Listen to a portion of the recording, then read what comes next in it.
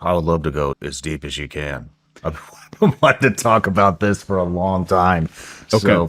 So let me start out just by introducing you to an ancestor of ours. They live in these tribal, almost nomadic tribes. And the average tribe 100,000 years ago, we believe, was 150, 120 people. So a pretty small social network. So you know everybody's names. You're familiar with everybody's behavioral habits and things like that. There's a few things that kind of govern your life. And keep in mind that our brains haven't changed. The human brain itself has not evolved one more wrinkle since then. It's identical brain to 100,000 years ago. Has it devolved? There's no proof of that either. Okay. And that they would be measuring interior skull volume.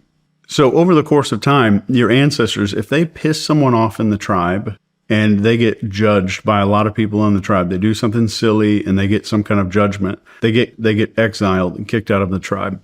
This meant death. Like A, they're not going to have food and support anymore, water, all this other stuff that's very important to life. But B, they can't have sex anymore. They're not attractive to a mate anymore. Their genes die. So now it's not just death, it's a full death of my genetic bloodline. And we hear people all the time say, well, this public speaking is the number one fear of people.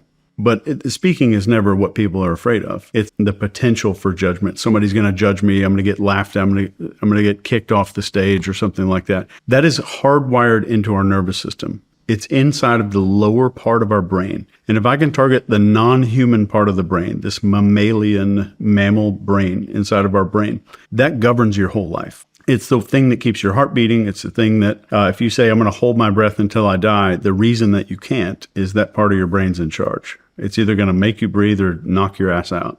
This social fear became weaponized hardcore just in the last 15, 20 years. With social media coming out, our brains are wired to handle 120 people. And then social media becomes this placebo of connection. What do you mean our brains are wired to handle 120 people? Does that mean we can, I think the Wall Street Journal just put something out very similar to this a couple days ago saying that the human mind can only effectively handle 150 different relationships with people. Yeah. Is that where we're going? Yes. So it's forge, foster, and maintain. Can I forge a relationship, foster a new relationship with someone, and then maintain it? So we're limited to about 150. And social media comes on the scene. Somehow it's fulfilling some need. It's like a placebo of social connection. What happens, like we have this city where there's 1 million people in a city and your brain can't handle more than 150. What do? We go into absolute apathy. And this is where you get things like something called the bystander effect. Somebody's in public, they get stabbed or robbed or something. If there's lots of people around, people don't say anything and they don't do anything because it's a diffusion of responsibility and we care less and less and less every day. People are talking about like all the stuff going on in Ukraine or whatever, but like there's murders 4 blocks from your house.